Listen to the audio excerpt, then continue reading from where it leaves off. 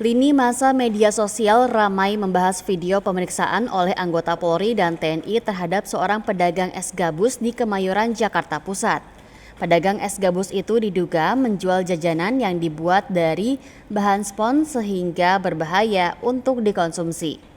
Dalam video yang diunggah @faktaindo pada Selasa 27 Januari 2026, sang pedagang bahkan terlihat diminta untuk mengonsumsi dagangannya sendiri untuk membuktikan keamanan jajanan tersebut.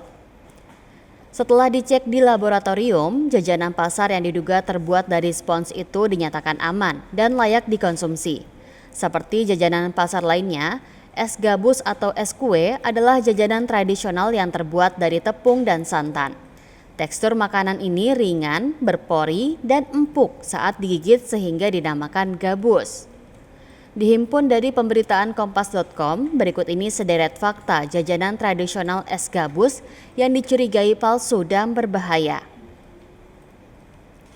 Dugaan es gabus palsu berawal dari laporan warga Utan Panjang, Kemayoran, Jakarta Pusat, M. Arif Fadila berusia 43 tahun.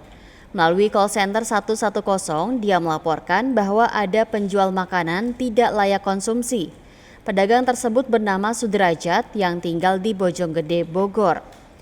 Sudrajat diduga menjual es kue yang mengandung polyurethane foam atau PU foam, bahan yang dikenal sebagai material busa kasur maupun spons untuk mencuci. Menindaklanjuti laporan tersebut, tim dari Polres Metro Jakarta Pusat dan Polsek Kemayoran mendatangi lokasi di RT 010 RW 005, Kelurahan Utan Panjang pada pukul 14.30 waktu Indonesia Barat. Dalam pemeriksaan, diketahui bahwa Sudrajat menjual aneka es kue, es gabus, agar-agar, dan coklat meses. Petugas kemudian mengamankan barang dagangan Sudrajat untuk pemeriksaan lebih lanjut. Hasil pengecekan tim Dokes Dokpol Polda Metro Jaya menunjukkan seluruh sampel es gabus milik pedagang Sudrajat tidak mengandung zat berbahaya dan layak dikonsumsi. Sampel yang sama juga dikirim ke Dinas Kesehatan dan Laboratorium Forensik Polri. Hasilnya sama, tidak ada penggunaan bahan berbahaya seperti spons PU foam di dalam jajanan tradisional itu seperti yang dicurigai. Setelah dinyatakan aman, Sudrajat dipulangkan ke Depok. Dia juga menerima ganti rugi dari kepolisian atas barang dagangan yang sempat diamankan untuk pemeriksaan. Robi mengatakan tindakan ini semata-mata bertujuan untuk memastikan keseimbangan antara perlindungan masyarakat dan keberlangsungan usaha pedagang kecil. Robi pun mengimbau kepada masyarakat untuk lebih bijak dalam menerima informasi, mengingat kasus ini telah beredar viral di media sosial.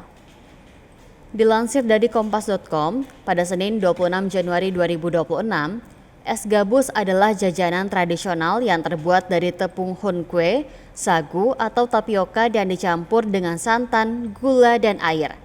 Bahan-bahan tersebut dicampur hingga mengental lalu diberi vanili atau perisa sederhana. Adonan kemudian dituangkan ke dalam loyang atau cetakan untuk kemudian didinginkan. Tekstur makanan ini ringan, berpori dan empuk saat digigit sehingga dinamai gabus karena mirip seperti spons.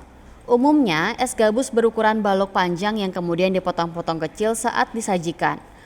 Warna jajanan ini cerah atau pastel seperti merah muda, hijau atau coklat bergantung pada pewarna makanan yang digunakan. Pedagang akan membungkus jajanan tersebut dengan plastik sebelum menjualnya secara keliling di lingkungan permukiman atau sekolah-sekolah. Es gabus sebenarnya bukan kuliner baru di gastronomi kuliner Indonesia. Jajanan tradisional ini sudah populer sejak 1980 hingga 1990-an, meski tidak ada catatan pasti tentang dari daerah mana es gabus berasal.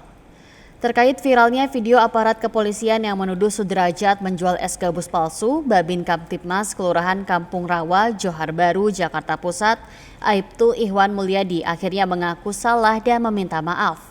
Dia menjelaskan tindakannya bersama dengan anggota Babinsa merupakan bagian dari respon cepat atas laporan masyarakat. Dalam permintaan maafnya, Ihwan mengaku bahwa awalnya dirinya hanya berniat untuk mengedukasi konsumen agar lebih berhati-hati. Tetapi dia menyadari bahwa tindakannya itu terlalu gegabah dan cepat menarik kesimpulan tanpa menunggu hasil pemeriksaan ilmiah dari pihak berwenang. Ihwan mengatakan dirinya seharusnya menunggu proses uji dan verifikasi sebelum memberikan edukasi ke masyarakat. Ihwan secara khusus juga mengucapkan permohonan maaf kepada masyarakat apabila video yang direkamnya telah menimbulkan keresahan dan kegaduhan publik. Dia juga mengatakan bahwa video viral itu bisa mempengaruhi usaha dan kehidupan Sudrajat sebagai pedagang kecil.